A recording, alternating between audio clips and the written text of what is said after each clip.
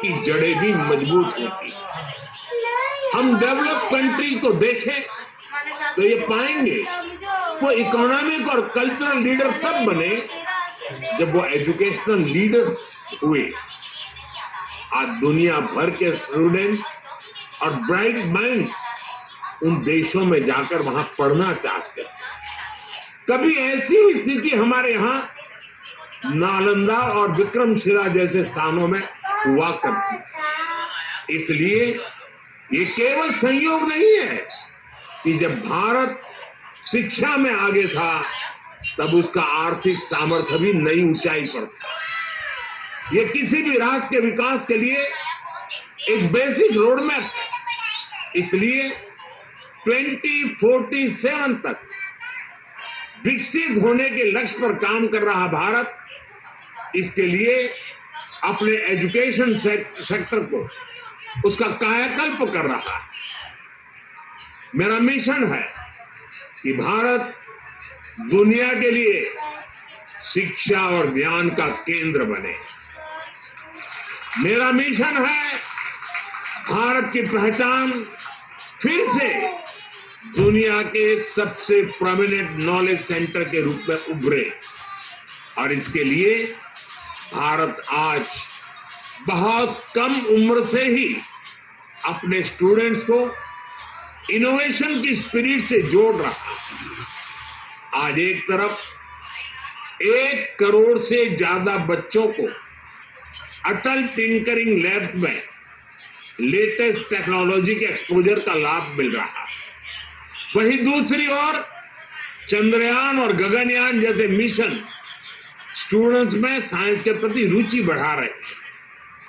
Innovation को बढ़ावा देने के लिए भारत ने 1 दशक पहले स्टार्टअप इंडिया मिशन की शुरुआत की थी।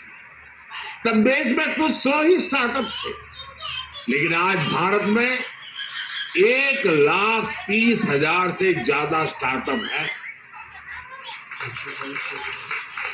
पहले की तुलना में आज भारत से रिकॉर्ड पेटेंट फाइल हो रहे हैं, रिसर्च पेपर पब्लिश हो रहे हैं। हमारा जोर अपने यंग इनोवेटर्स को रिसर्च और इनोवेशन के लिए ज्यादा से ज्यादा मौके देने का। इसके लिए सरकार ने 1,00,000 करोड़ रुपए का रिसर्च फंड बनाने की घोषणा भी की है।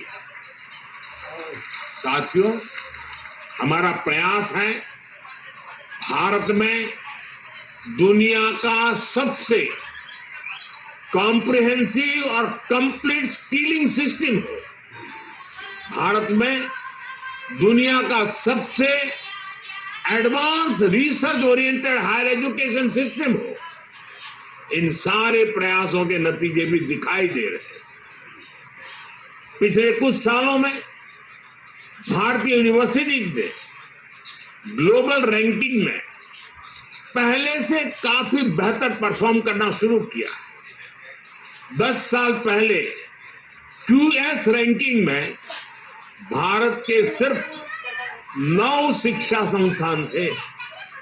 आज इसकी संख्या बढ़कर 46 पहुंच रही है।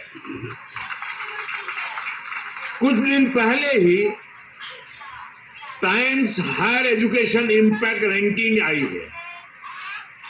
कुछ साल पहले तक इस रैंकिंग में भारत के सिर्फ 13 इंस्टीट्यूशन थे, 13। अब इस ग्लोबल इंपैक्ट रैंकिंग में भारत के करीब 100 शिक्षा संस्थान शामिल हैं। पिछले 10 वर्षों में औसतन भारत में हर सप्ताह एक यूनिवर्सिटी बनी है। भारत में हर दिन एक नई ITI की स्थापना हुई। हर तीसरे दिन एक अटल टिंकरिंग लैब खोली गई। भारत में हर दिन 2 नए कॉलेज बने। आज देश में 23 IITs हैं। 10 साल पहले 13 IIMs थे। आज ये संख्या 21 है। 10